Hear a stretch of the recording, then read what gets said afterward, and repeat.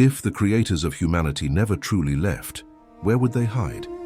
Could the architects of the first civilizations be walking among us, concealed not by invisibility, but by the very systems they established? And is it possible that the evidence of their continued presence is not found in the skies, but written into the code of our own biology? The Sumerian king list records 8 kings who reigned for a total of 241 to 200 years before the Great Flood, a time when the heavens and earth were united under the rule of the Anunnaki, those who from heaven to earth came. While mainstream history dismisses these timelines as mere fantasy, millions around the world suspect a different truth, a truth that suggests we are not alone on this planet and never have been. Before we descend into this rabbit hole, we must offer a necessary disclaimer. What follows are highly controversial propositions that challenge the bedrock of established anthropology and archaeology. As Aristotle famously said, "It is the mark of an educated mind to be able to entertain a thought without accepting it." There is a specific genetic anomaly in the human genome, a fusion of chromosomes that seemingly happened overnight in evolutionary terms, which we will return to later. As it may be the smoking gun of an ancient intervention.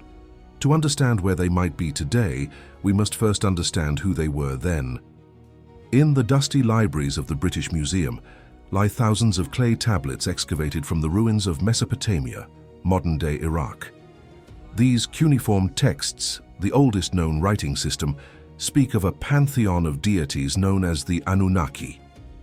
Academically, scholars like Thorkild Jacobson and Samuel Noah Kramer have interpreted these beings as anthropomorphic personifications of natural forces, Enlil as the air and storm, Enki as the water and wisdom, Anu as the distant sky.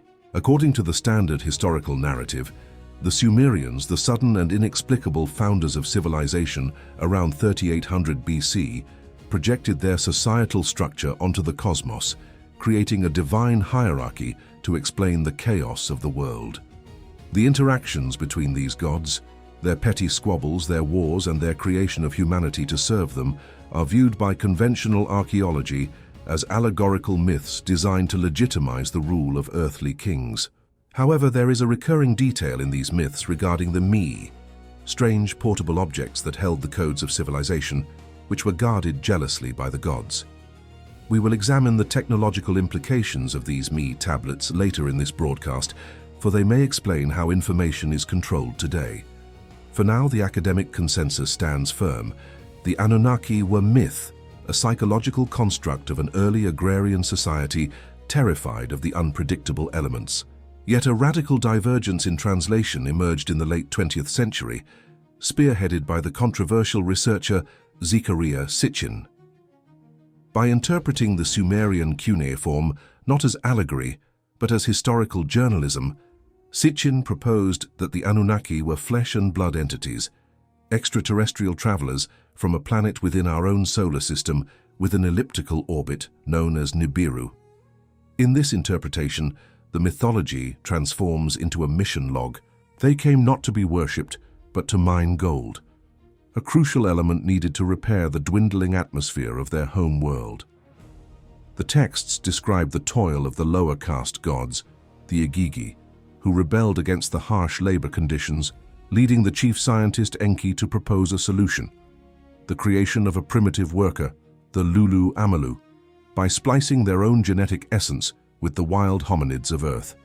This hypothesis suggests that humanity is a hybrid species designed for labor and servitude. If this is true, it reframes the entire human experience. We were not born of random selection, but of specific intention. Just as Enki shared forbidden knowledge with humanity against the will of his brother Enlil, this channel seeks to share investigations that challenge official narratives and spark critical thought. If this mission resounds with you, consider subscribing to join our community of seekers.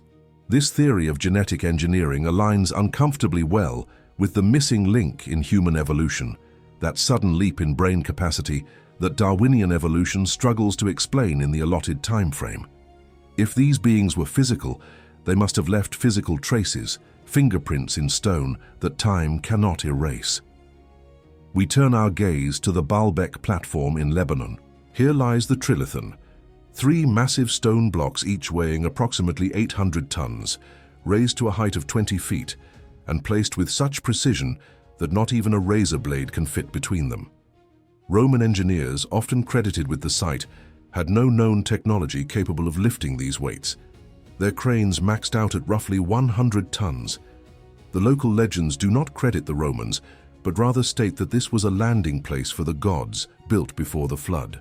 We see similar anomalies in Pumapunku, Bolivia, where andesite blocks, harder than granite, are drilled with diamond precision holes and interlocking shapes that suggest prefabricated construction, akin to modern modular engineering.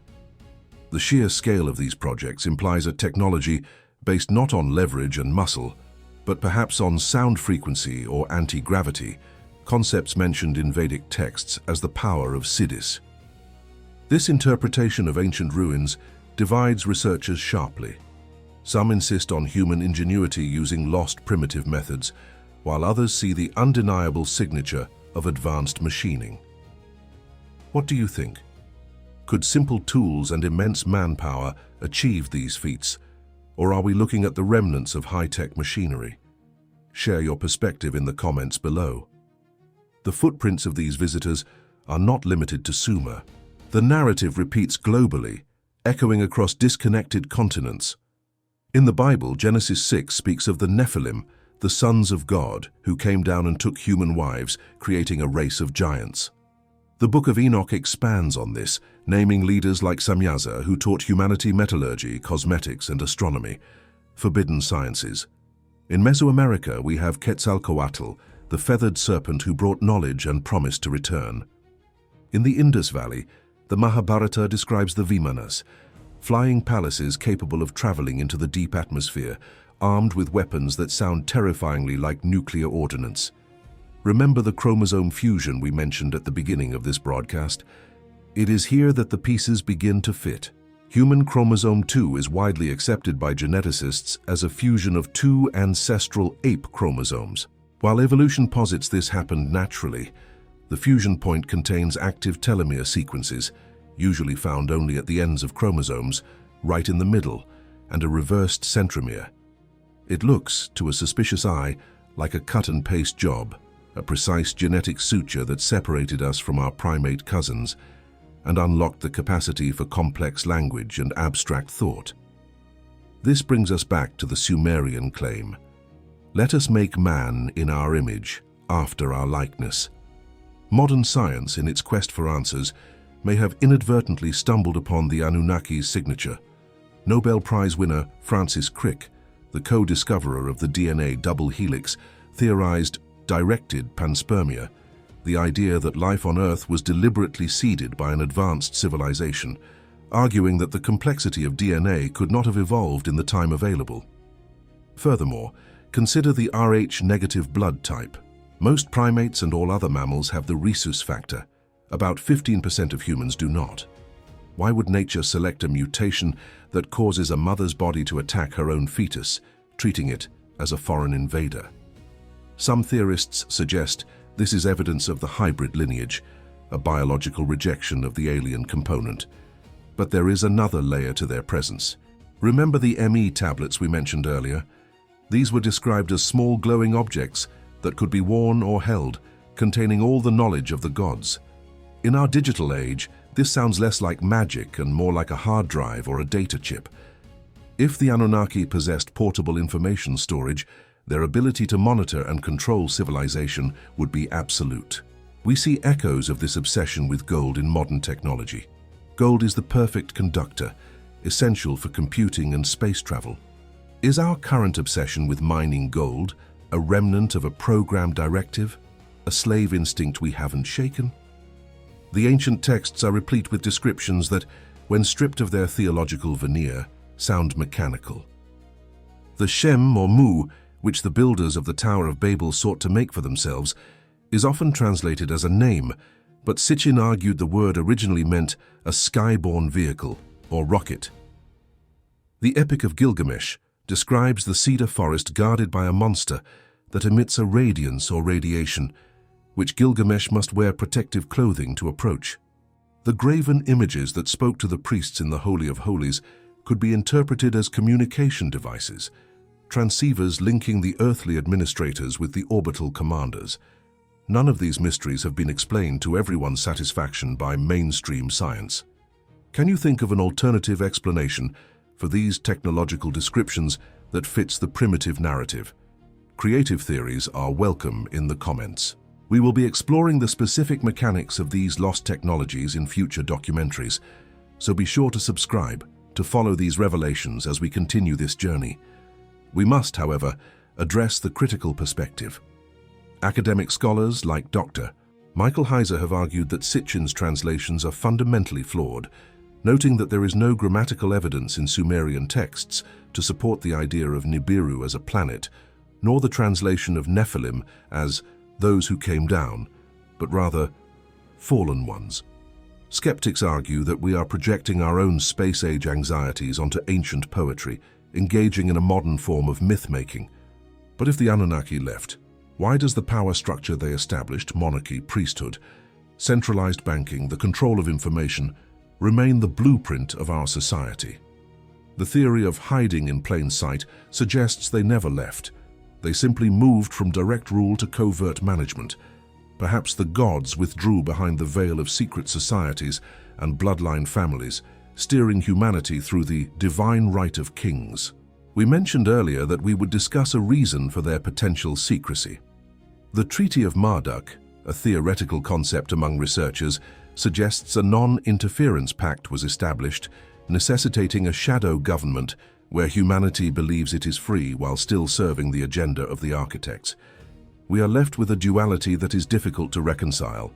On one hand, we have the safe linear progression of history presented by academia, where humanity rose from the mud through sheer grit and accident. On the other, we have the unsettling, coherent narrative of intervention, supported by anomalies in our genes, our ruins, and our oldest texts. Remember the Me tablets? If they were indeed data devices, perhaps the greatest program they ever wrote was not on a clay tablet, but in the human mind itself, a program of limitations that keeps us looking for gods in the sky rather than recognizing the potential within ourselves. If the Anunnaki are still here, hiding in the boardrooms, the bloodlines, or even within the silent spaces of our DNA, it forces us to ask, are we the masters of our destiny, or are we still the workers in the gold mine, distracted by new toys but bound by the same old chains? Who is truly the watcher and who is the watched? If the Anunnaki reality were proven true tomorrow, would it shatter your view of the universe or confirm what you've always felt? Reflect on this and share your thoughts in the comments. Until we meet again, keep looking up, but don't forget to look within.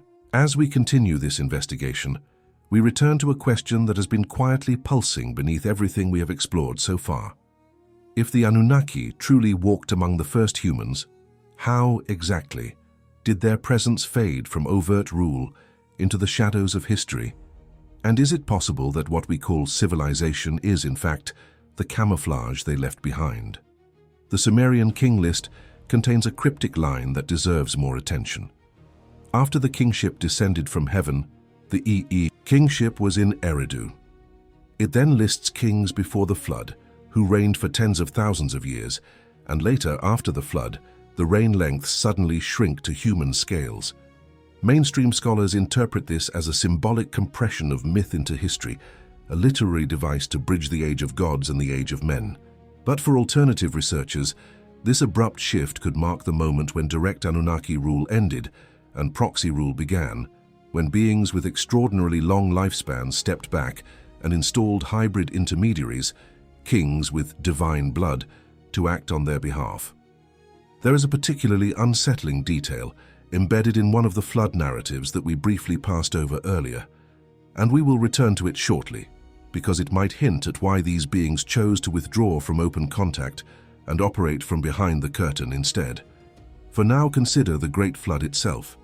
In the Epic of Gilgamesh, Tablet Yevtha, Utnapishtim recalls the moment of the deluge. The gods were frightened by the flood and retreated, ascending to the heaven of Anu. The gods cowered like dogs crouching outside. Epic of Gilgamesh, Tablet 7. Why would immortal, all-powerful beings be afraid of a flood they themselves had supposedly unleashed? If we strip away the theological gloss, this sounds less like omnipotent deities and more like advanced but vulnerable biological beings, forced to evacuate surface bases during a planetary catastrophe. In the Atrahasis epic, Enki warns the human hero in secret, defying the council of gods that had voted to exterminate mankind. Wall, listen to me. Read, Wall, attend to all my words. Tear down this house, build a boat. Atrahasis, Tablet 2. Here the god of wisdom is not a disembodied force, but a conflicted agent within a political system, acting covertly to preserve a line of humanity. If we follow Sitchin's line of reasoning, this could be interpreted as a split within the Anunnaki leadership, between those who saw humans as disposable tools and those who saw them as a legacy worth preserving. Is it possible that this internal schism continues, and that if some of them never left, they might not all share the same agenda toward us? Let us look more closely at the idea of kingship from heaven. After the flood, the king list continues. Then the flood swept over. After the flood had swept over, and kingship had descended from heaven, the kingship was in Kish. Sumerian king list. Kish, Uruk, Ur, and later Babylon all trace their authority back to this concept.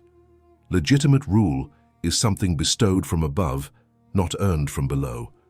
Modern academia sees this as an ideological tool, a way for ancient elites to sanctify their power. But if we entertain the Anunnaki hypothesis, this reads more like a franchise model, control distributed through selected bloodlines that carry a particular genetic signature.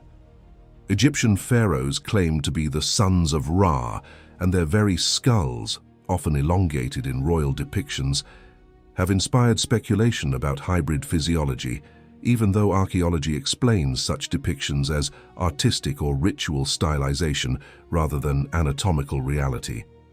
In the Vedic tradition, the Manus, lawgivers and progenitors of mankind, are periodically sent at the beginning of each age, receiving cosmic law from higher realms. In Mesoamerica, rulers associated themselves with Quetzalcoatl or Kukulkan, feathered serpent deities who came from the sky and promised to return.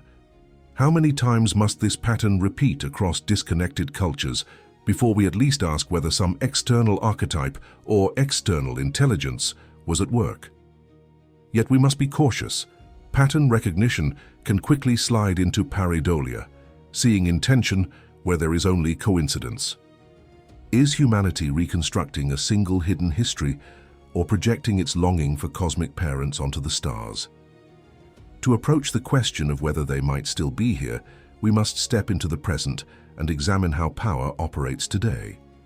In the ancient world, the Anunnaki are associated with specific symbols: the winged disc, the horned crown, the rod and ring, and the coiled serpent.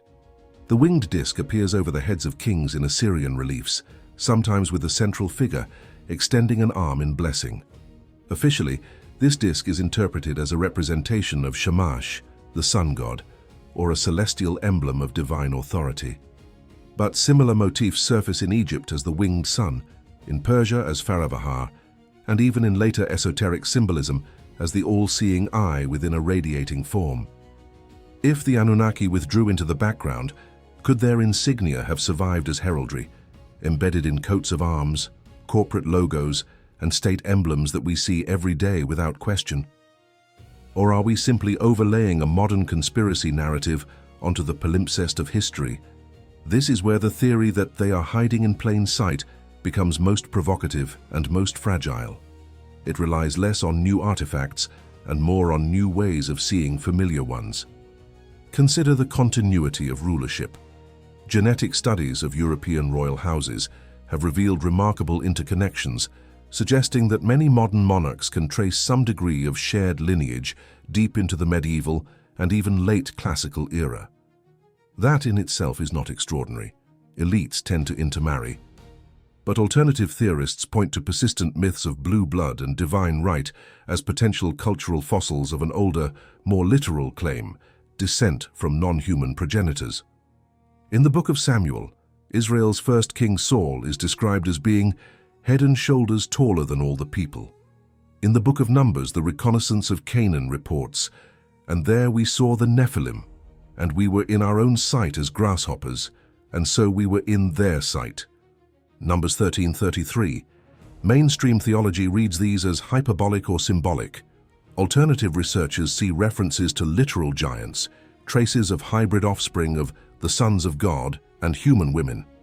Even in Mesoamerica, the Popol Vuh of the Quiche Maya recounts earlier creations of humans that were stronger or more capable, but ultimately destroyed because they did not satisfy their makers. They were not fit to keep the days, and so they were destroyed. Popol Vuh. Is it possible that scattered myths of giants and superior earlier races are fragmented memories of experimental lines of hybridization, lines that were terminated when they no longer served their purpose? This interpretation divides investigators sharply. Some regard it as an imaginative but baseless overlay on metaphorical texts, while others argue that the sheer global spread of such stories hints at something more. Where do you stand on this divide? Do you see these tales as pure symbolism or as garbled echoes of a much stranger past? Feel free to share your stance in the comments, especially if your own cultural tradition preserves similar legends of giants or skyborn rulers. Now we return to that unsettling detail in the flood narratives that we left hanging. In the Atrahasis and Gilgamesh accounts, after the waters recede, the gods gather not just to assess the damage, but to enforce a new regime of population control. In Atrahasis, Enlil declares that humanity has become too numerous and too noisy, disturbing the gods' rest. The solution? Build in systemic controls. The text records, "Let there be among the people a third woman who is barren. Let there be among the people the demon Pashitu, to snatch the baby from the lap of her who bore it." Atrahasis, tablet thread, paraphrased with core lines cited. Scholars interpret this as a mythologized explanation for infant mortality, infertility, and social regulation. But under the extraterrestrial hypothesis, this could represent a deliberate calibration of human population, encoded through genetic manipulation and environmental management. If the Anunnaki withdrew from direct rule after the cataclysm, could they have left behind a self-correcting system, a combination of biological constraints, environmental cycles, and social mechanisms to keep humanity within manageable limits? And if so, might some of the inexplicable patterns in modern demography, disease, and even psychology be remnants of that ancient code still running in the background? To connect this to modern science, consider the field of epigenetics. We now know that environmental stresses can turn genes on and off without changing the underlying DNA sequence, and that some of these changes can be passed across generations. Trauma can be inherited, behavior can be shaped by ancestral experiences embedded in our biology. If a sufficiently advanced civilization understood and manipulated such mechanisms, they would not need constant, overt control. A few targeted interventions at key points in our evolutionary and cultural history could ripple forward for millennia. Is it entirely impossible that what we perceive as intrinsic human tendencies toward hierarchy, toward conflict, toward reverence of authority, might be at least partially engineered features, not bugs? Or are we giving away our own agency, attributing to hypothetical outsiders what might simply be the product of our own long struggle for survival? Earlier, we raised a question about one of the most distinctive anomalies in our genome, the fusion of chromosome 2. Let us examine it more closely. Humans have 46 chromosomes, while our closest primate relatives, chimpanzees, gorillas, and orangutans, have 48. Detailed analysis shows that human chromosome 2 corresponds closely to two separate ape chromosomes that appear to have fused end to end. At the fusion site, we find remnants of telomeric sequences, typically located at the ends of chromosomes, as well as traces of a second, inactivated centromere.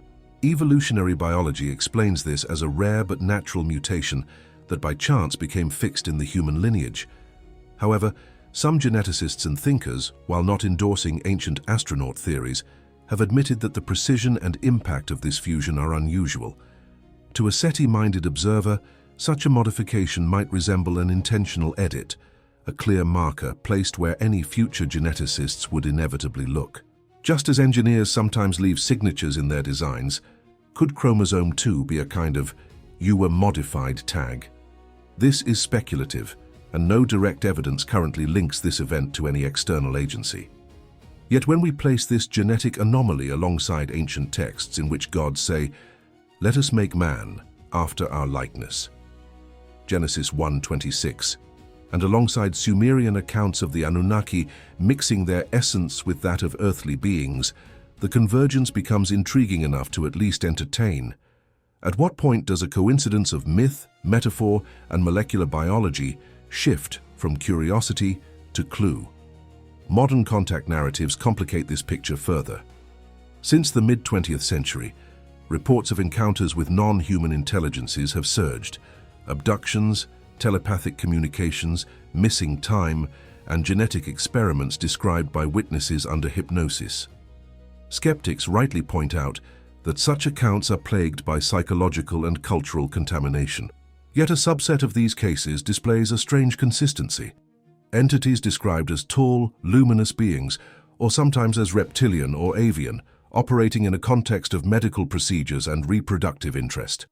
If we strip away the most sensationalized elements, what remains is a recurring theme of genetic monitoring. Could it be that, if an Anunnaki-like civilization initiated a hybridization program in deep antiquity, they, or their successors, might still be checking on its progress? Alternatively, are we witnessing a purely modern phenomenon shaped by science fiction and Cold War anxieties, misinterpreted through the lens of ancient myths? No major scientific body has accepted these accounts as evidence of extraterrestrial visitation, and the burden of proof remains enormous. Still, the parallels between angels who descended, took wives, and raised up children in ancient texts, and modern stories of breeding programs conducted by non-human visitors are difficult to ignore for those inclined toward pattern recognition. To probe the idea that they are hiding in plain sight from another angle, we must look at how knowledge itself is controlled. In Sumerian myths, the ME tablets contained decrees that defined civilization: kingship, priesthood, crafts, sexual rights, and even deception. In one episode, Inanna steals the ME from Enki after plying him with drink, bringing them to Uruk, and thereby making her city the new cultural center. The text notes, "He gave me the ME of kingship. He gave me the ME of truth. He gave me the ME of treachery." Inanna and Enki, Sumerian hymn.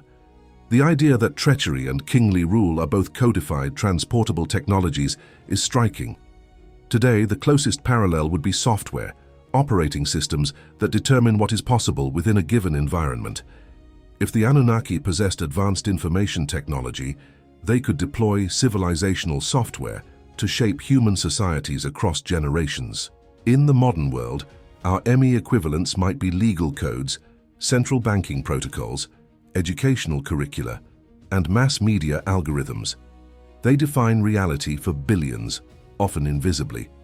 If we imagine for a moment that the Anunnaki or a related intelligence still exerts influence, would they need to appear as gods in the sky? Or would it be more efficient to sit behind data flows and economic systems, quietly nudging outcomes?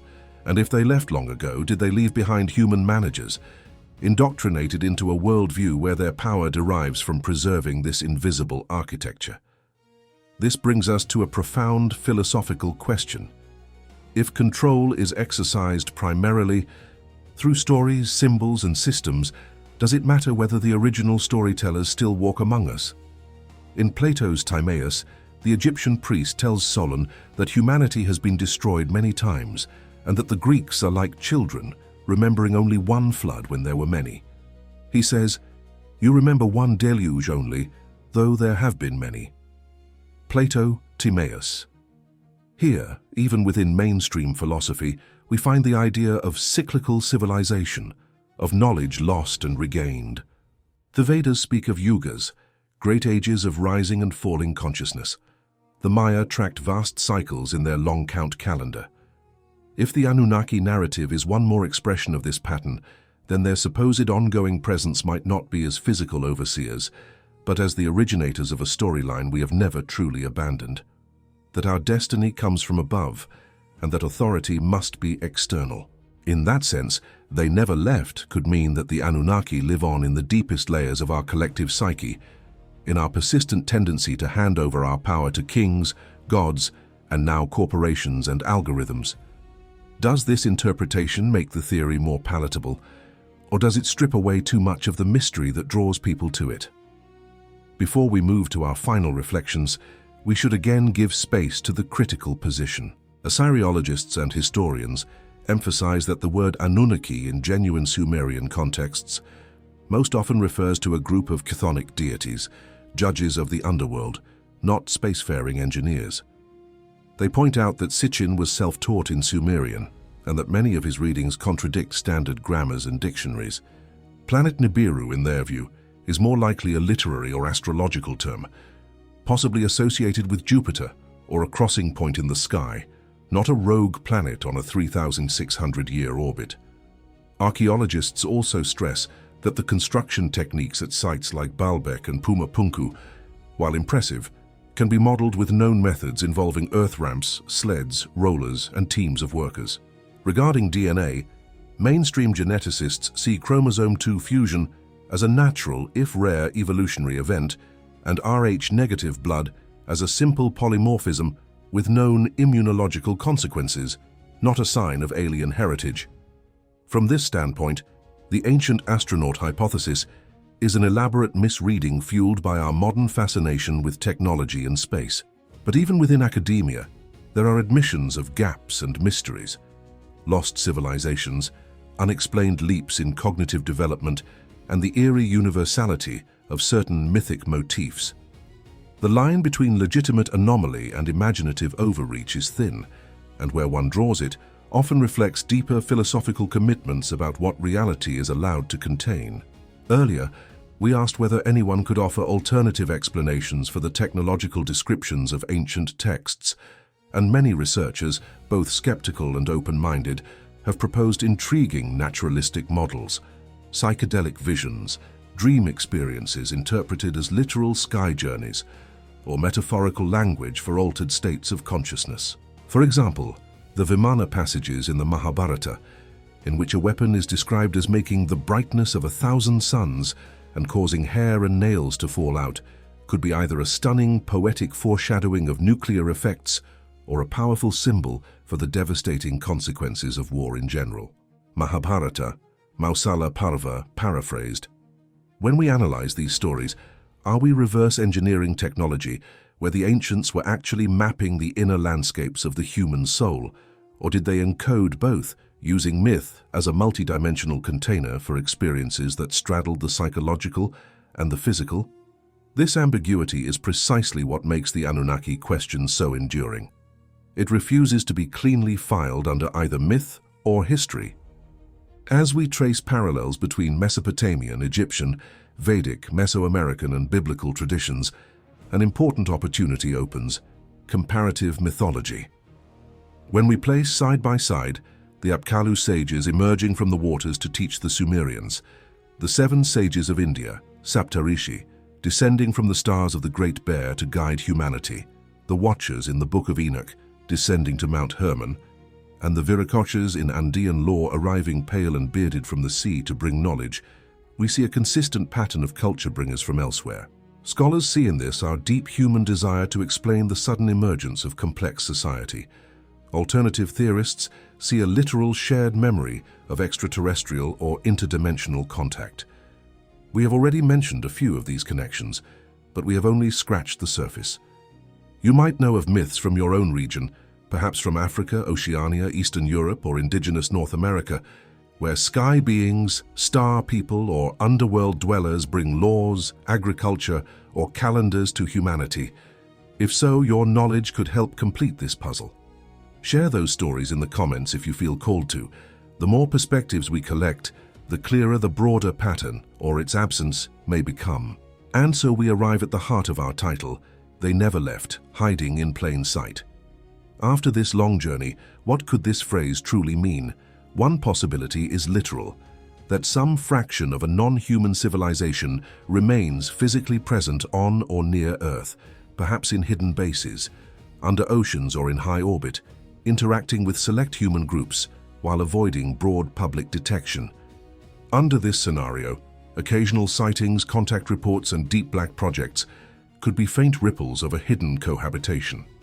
Another possibility is genetic, that their legacy persists in our DNA, not as a separate population, but as the hybridization that defines us as modern humans, meaning that to find the Anunnaki, we need only look in a mirror.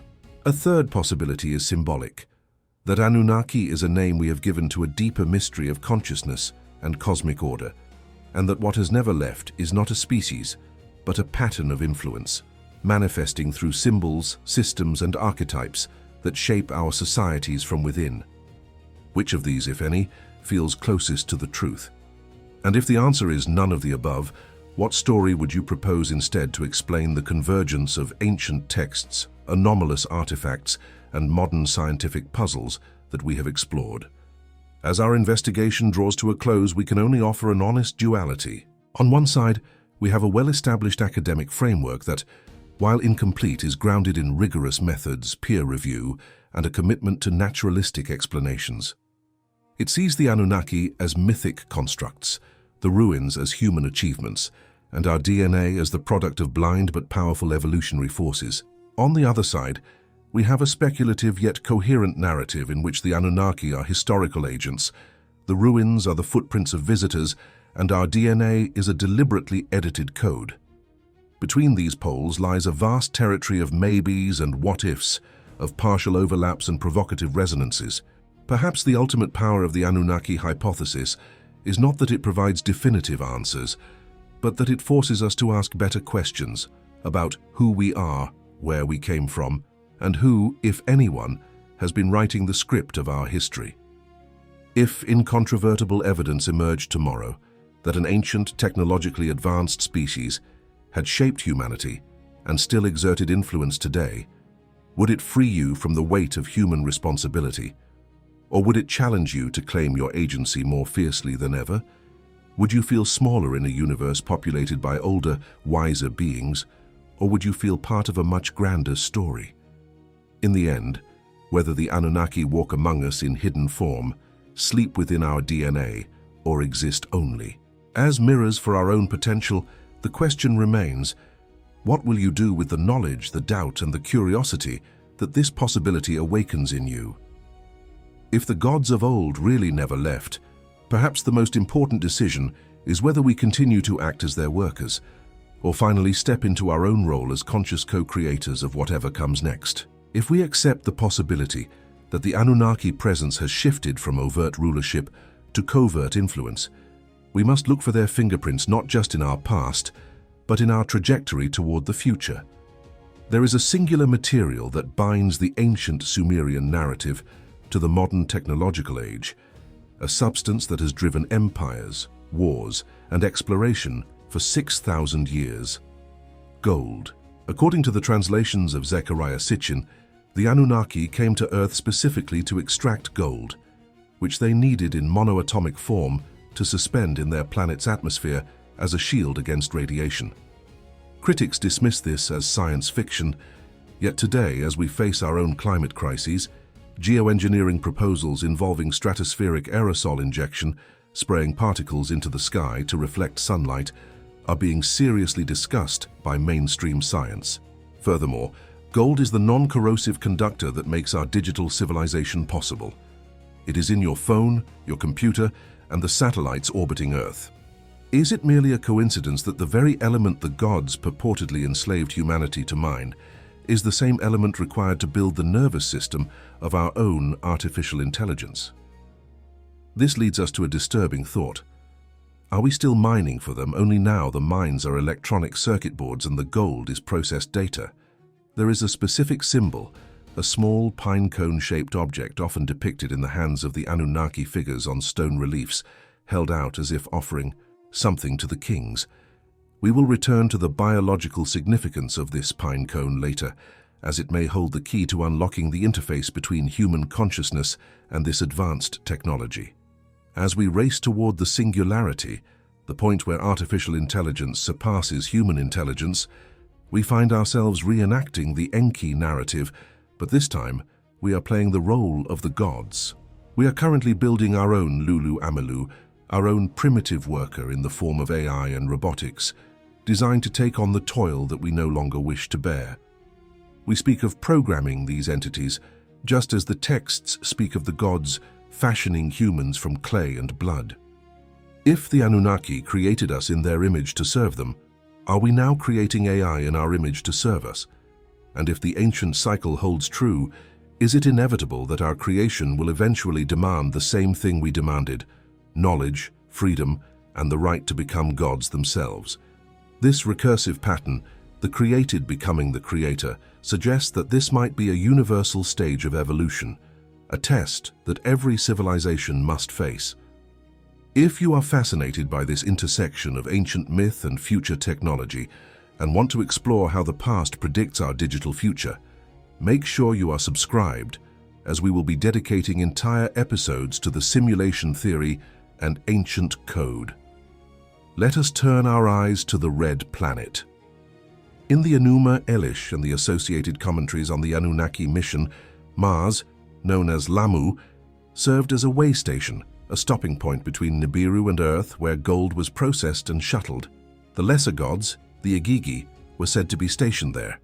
Today, the collective obsession of the human race is to colonize Mars.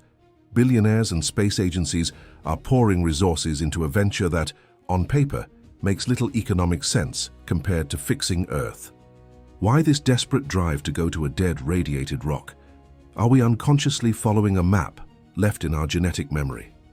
Some researchers point to the Cydonia region on Mars and the controversial face and pyramidal structures captured by early Viking orbiters.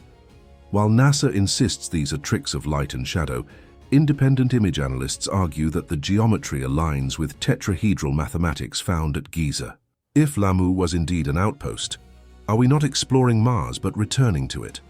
This aligns with the breakaway civilization theory, which posits that a segment of humanity, or the elite descendants of the bloodlines we discussed earlier, already possesses the technology to leave Earth and is preparing to rejoin the cosmic community, leaving the rest of us behind. Now remember the pine cone symbol we mentioned earlier? In Assyrian and Babylonian carvings, the winged genies hold this object toward the tree of life, or the king. It appears in the staff of Osiris in Egypt, and even in the Vatican's courtyard of the pine cone, where a colossal bronze sculpture dominates the space. Anatomically, this corresponds perfectly to the pineal gland, a pine cone-shaped organ in the center of the human brain. The ancients called it the third eye, the seat of the soul, and the organ responsible for spiritual vision. Modern science tells us the pineal gland produces melatonin and contains piezoelectric crystals that can transduce vibration into biological signals. If the Anunnaki were masters of genetic engineering, did they deliberately dampen the function of this gland in the general population, locking our higher potential, while keeping the key for themselves and their chosen kings? The act of the deity holding the pine cone could symbolize the activation of this gland, the bestowal of higher consciousness, or access to the ME data. This implies that the prison they built for us is not made of bars, but of biological limitations, keeping us trapped in the five senses, unable to perceive the dimensions in which they operate. This brings us to the concept of the harvest. In Gnostic texts, which surface remarkably similar themes to the Sumerian tablets but with a moral inversion, the entities governing the world, the archons, are not benevolent creators, but parasites who feed on human emotional energy, pain, fear, and worship. If the Anunnaki are still here, hiding in the frequencies we cannot see, is it possible their resource requirements have shifted from physical gold to energetic sustenance? This is the Loosh hypothesis, proposed by Robert Monroe and others. It suggests that wars, media-induced panic, and political division are engineered to generate a specific vibratory output that these entities consume. It is a terrifying thought, but one that explains the perpetual state of managed chaos in human history. Does this theory resonate with your observation of the world, or does it go too far into the realm of science fiction? We invite you to debate this controversial idea in the comments. Are we resource generators for a hidden hierarchy? However, there is a hopeful counter-narrative. The texts also speak of Enki's love for his creation, suggesting he slipped a divine spark into the genome against the wishes of the other gods, a dormant capability for us to surpass our makers. In the Epic of Adapa, humanity is offered the bread and water of eternal life, but is tricked into refusing it. This suggests the potential for immortality and godhood is within us, merely deactivated. The modern explosion of interest in meditation, psychedelics, and consciousness expansion could be seen as the collective human immune system fighting off the ancient suppression, a mass unlocking of the codes Enki hid in our junk DNA. If the Anunnaki are watching, they may not be watching as masters anymore, but as nervous parents realizing their children are about to wake up and realize they own the house. To conclude this investigation, we must recognize that the Anunnaki serves as a mirror. Whether they are flesh and blood extraterrestrials who colonized us 450,000 years ago, interdimensional travelers, or a mythological archetype representing our disconnect from nature, the story forces us to confront the master-slave dynamic that permeates our existence. We look for saviors in politicians, in technology, and in the sky, perpetuating the behavior of the ancient Sumerians looking up at the ziggurat. But the final secret may be that the gods never left because they merged with us. We carry their aggression, their creativity, their lust for gold, and their capacity for order. The ultimate rebellion against the Anunnaki is not to fight them, but to outgrow the need for them. As we stand on the brink of becoming a spacefaring, gene-editing species ourselves, the question is not, where are they? The question is, what will we become? Will we be the cruel taskmasters of our own creations, or will we break the cycle and become the benevolent gods we wished we had? The sky is silent, but your blood is speaking. Are you listening?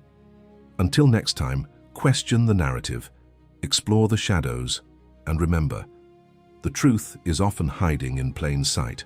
The dawn of June 7th did not bring the glorious sun that poets associate with liberation, but rather a sickly grey light filtering through the low-hanging smoke of fires still burning in Bernières and Saint-Aubin, revealing to the red and swollen eyes of Sergeant Bill Thompson a landscape that seemed to have been chewed up by a giant mouth and spat back out in chunks of masonry and twisted metal.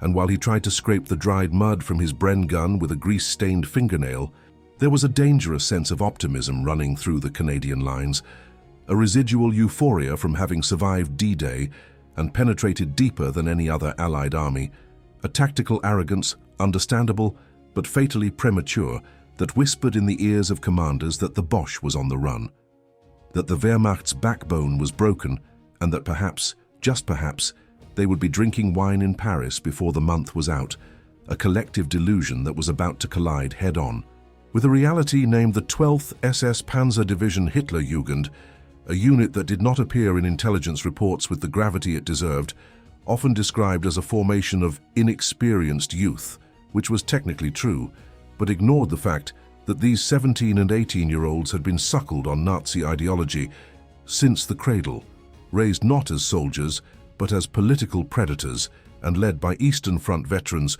who had turned brutality into an operational art form, men like Standartenführer Kurt Meyer, who watched the Canadian advance through his binoculars from the tower of the Ardennes Abbey, with the cold patience of a wolf waiting for the herd to expose itself, and for the men of the North Nova Scotia Highlanders and the tanks of the 27th Armoured Regiment, the Sherbrooke Fusiliers.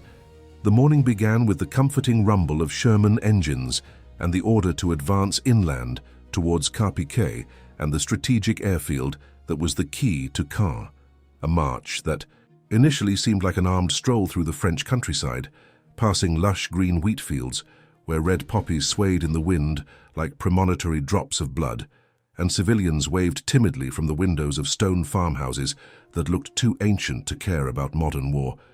But this tranquility was a lie, a spatial trap built by the Norman geography and exploited masterfully by the Germans, for as they advanced south, the open fields gave way to the bocage, that accursed labyrinth of high hedgerows and sunken lanes where visibility died at 10 meters and where a single camouflaged Panther tank could hold up an entire battalion. And it was near the villages of Buren and Orthy that the trap snapped shut with a steel crack, that reverberated through Canadian military history.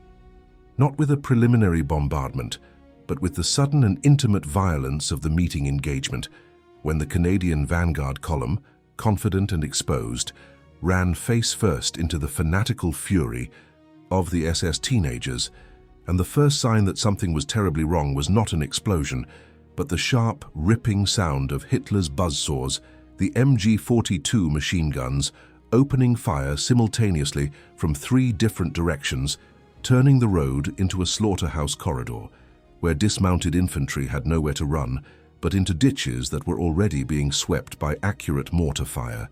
And Private Jimmy MacDonald, who the day before had survived the beach and written to his mother about being alive, saw his world disintegrate again when the Sherman tank in front of him, christened Barbara, exploded in an orange and black fireball, hit by a high-velocity 75mm shell fired by an invisible Panther hidden in a grove 800 meters away, the Sherman's turret being ripped off like a bottle cap and spinning in the air before crashing down with a thud that shook the ground, and the smell of burning flesh and cordite flooded MacDonald's nostrils, mixing with the sweet scent of crushed wheat, creating the unforgettable perfume of death in the Norman summer. And what shocked the Canadians in those first minutes of chaos was not just the efficiency of the German fire, but the almost suicidal ferocity of the enemy infantry. Boys in camouflage uniforms too loose for their skinny bodies, who leaped from the hedges shouting unintelligible slogans and throwing stick grenades with manic energy, ignoring the defensive fire that mowed them down in swathes. They did not fight like conscript soldiers who wanted to go home. They fought like religious fanatics seeking martyrdom, and this psychological difference momentarily paralyzed the Canadians, who were citizen soldiers used to the logic of survival, not the cult of death. And in the midst of this whirlwind, Lieutenant George Harris, the teacher from Vancouver, was desperately trying to establish a defensive line in the ruins of a farmhouse in Orthy, shouting orders that could barely be heard above the roar of battle, seeing his men fall around him with horrific wounds caused by explosive bullets and white-hot shrapnel. And he realized with a cold horror that they were being flanked, that the SS kids were maneuvering with a speed and aggression that Canadian training manuals had not predicted, isolating entire platoons and cutting them into methodical pieces. And when the ammunition began to run out and the cries of "sanitator" and "medic" mixed in a bilingual chorus of agony, the reality of surrender began to impose itself as the only alternative to total annihilation. But what Harris and his men did not know, what none of them could conceive in that moment of despair, was that the rules of war, those Geneva Conventions they had learned in sterile classrooms in England, did not apply here, not against this enemy. For the 12th SS did not take prisoners in the traditional sense, they took victims, and the tragedy that unfolded in the following hours in the walled gardens of the Ardennes Abbey and on the streets of Buron would stain the soul of the Canadian Army forever, transforming the Normandy campaign from a liberation into a blood feud. For when the Canadians raised their hands, exhausted and unarmed, expecting the correct treatment of prisoners of war, they were met with rifle butts and sneering laughter, pushed into isolated courtyards where military logic gave way to cold-blooded murder. And Private Red Kelly, the stretcher-bearer who had saved so many lives on the beach, found himself kneeling in the black earth of a garden, looking at the barrel of a Luger pistol held by an SS officer who looked the same age as his younger brother. And there was no final speech, no moment of cinematic clarity, just a dry crack and eternal darkness. A war crime committed with the banality of slaughtering livestock, and these murders, which would total more than 150 Canadian prisoners illegally executed in the first days, did not remain secret for long. The rumors filtered back to the lines with the few survivors who managed to escape through the hedges. Tales of comrades shot in the back of the head, of bodies crushed by tank tracks, of a savagery that erased the line between soldier and murderer.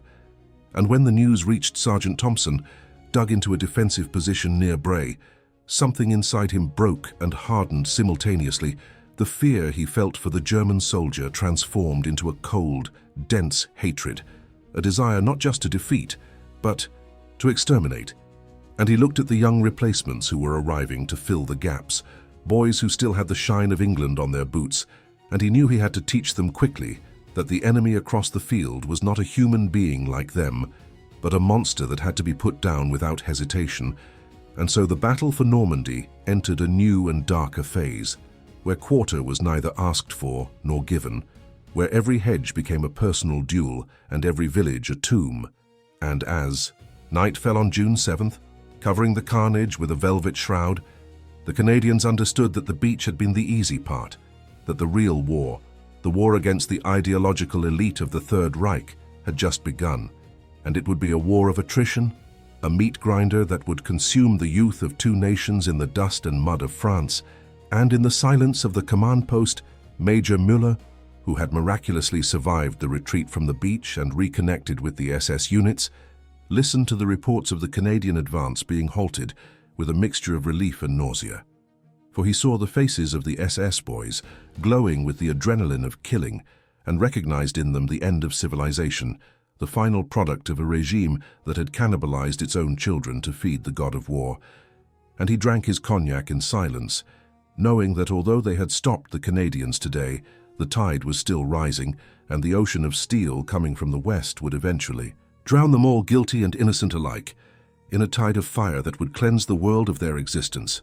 The shock of the collision at Orthy reverberated through the Canadian chain of command like an electric jolt, shattering the illusion of a linear front and replacing it with the terrifying reality of a fragmented, chaotic war where the enemy seemed to be everywhere and nowhere at the same time. And in the command tent of the 9th Canadian Infantry Brigade, brigadiers and colonels stared at maps that were already obsolete, trying to make sense of reports that spoke of tanks appearing from solid, walls and infantry that doesn't stop when hit. A cognitive dissonance generated by the clash between the methodical British-style doctrine of bite and hold and the fluid, hyper-aggressive, elastic defense of the Waffen-SS. And while the High Command struggled to adjust its strategy, the men on the ground were learning the hard lessons of survival in the bocage, learning that the Sherman tank, for all its mechanical reliability and numerical superiority, was a death trap against the German. High-velocity cannons, nicknamed Ronsons by their crews because they lit up the first time every time, a grim humor that masked the terrifying reality of burning alive inside a steel coffin. And Sergeant Thompson, now acting as platoon commander after the lieutenant was evacuated with shrapnel in his eyes, walked the line of foxholes dug frantically into the roots of an ancient hedge, checking on his men, seeing the 1,000-yard stare beginning to settle in the eyes of boys who 48 hours ago were joking about French girls, and he told them to keep their heads down, to conserve ammo, to shoot only at what they could see. Useless advice in a war where death was often invisible, arriving in the form of a mortar shell falling vertically or a sniper's bullet fired from a church steeple 2 kilometers away. And the night of June 7th to June 8th was a symphony of paranoia, with every rustle of leaves sounding like an infiltration, every shadow transforming into an SS grenadier with a knife between his teeth. And indeed the SS were infiltrating, slithering through the tall grass like snakes, probing the Canadian lines, looking for gaps, for weaknesses, engaging in sudden, violent knife fights in the dark that ended with gurgles and silence. A primitive warfare that stripped away the veneer of 20th century technology and returned men to the primal mud. And when the sun rose on June 8th, it illuminated a stalemate written in blood. The Canadians had been stopped short of Carpiquet, the ambitious objectives of D-Day +1 unfulfilled, but they had not been broken.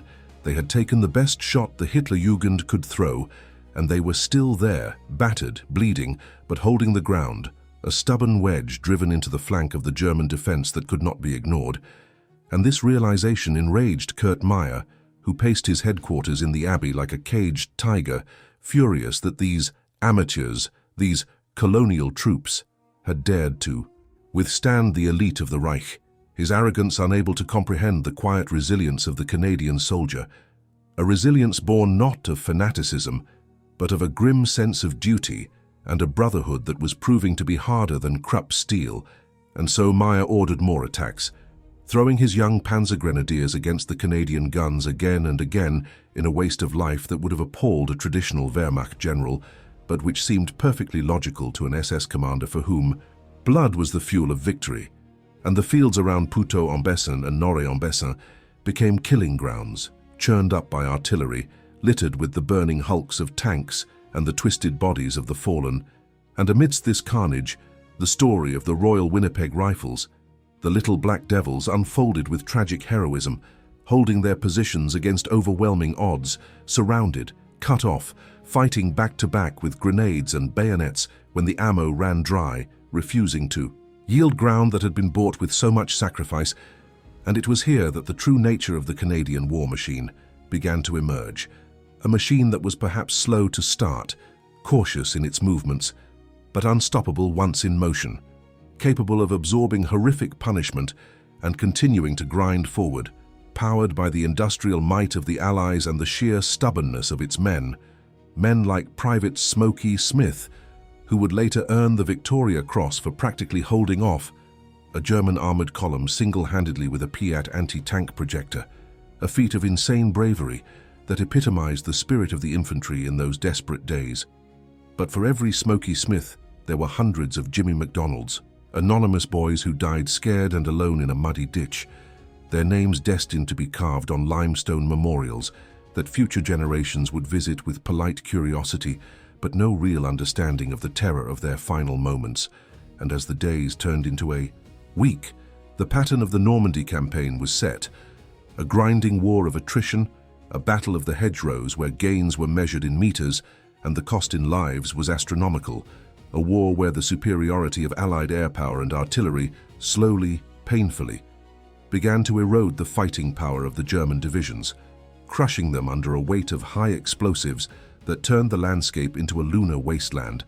And Oberleutnant Weber, if he had survived the beach, would now be a ghost of a man deafened by the constant shelling, his uniform in rags commanding a platoon of strangers, because all his original men were dead or wounded, living on benzodrine and hate, fighting not for victory anymore, for he knew victory was impossible, but for time for Germany to prepare for the end, or perhaps just time to delay his own inevitable demise. And as he looked across the no-man's land at the Canadian lines, he no longer saw them as inferior, but as an implacable force of nature, a tide that could be dammed momentarily but never stopped. And he realized with a fatalistic clarity that he was witnessing the twilight of the gods, the Götterdämmerung that Wagner had composed and Hitler had promised. But it was not glorious. It was dirty, painful, and incredibly loud, a cacophony of destruction that drowned out all thought, all hope, leaving only the animal instinct to kill or be killed. Meanwhile, behind the front lines, the logistical miracle of the invasion continued to unfold with a relentless rhythm that baffled German observers. The Mulberry artificial harbors were being assembled, gigantic concrete caissons towed across the channel to create calm water where there was none, allowing Liberty ships to unload thousands of tons of supplies daily, mountains of crates, fuel drums, and ammunition piling up on the beaches that only days ago were killing zones, a testament to the industrial might that was the true engine of Allied victory. And among the crates and trucks, fresh battalions of infantry marched inland, their uniforms clean, their faces pale and shaved, looking with wide eyes at the returning ambulances and the exhausted, filthy men of the first wave who sat by the roadside smoking cigarettes with trembling hands, staring through the newcomers as if they were ghosts, a silent exchange that said, "You have no idea what awaits you." And Sergeant Thompson, now a veteran of 1,000 years compressed into a week, watched a column of reinforcements pass and felt a pang of pity, knowing that in a few days these boys would be as old and broken as he felt, their innocence stripped away by the shriek of the Nebelwerfer rockets, the moaning minis, whose terrifying sound was becoming the soundtrack of their nightmares. And he stubbed out his cigarette, picked up his helmet, and turned back to the front, back to the war that had become his only reality, a job that had to be finished so that perhaps one day he could go back to being Bill Thompson of Winnipeg, a man who liked hockey and fishing instead of Sergeant Thompson, the killer of teenagers, a duality that would split his soul for the rest of his life, creating a silence that would hang over dinner tables in Canada for decades to come, the silence of the generation that saw the face of evil in a French field and had to become something terrible to defeat it. And, as the sun dipped below the horizon, painting the sky in bruises of purple and red, the artillery opened up again, a rolling barrage that heralded the next attack, the next push towards Caen, the city of martyrs that lay just out of reach, a pile of rubble that had become the holy grail of the campaign, and the men checked their weapons, tightened their chin straps, and prepared to step once more into the fire, into the meat grinder of history where heroes are made and men are unmade, in the endless, bloody summer of 1944.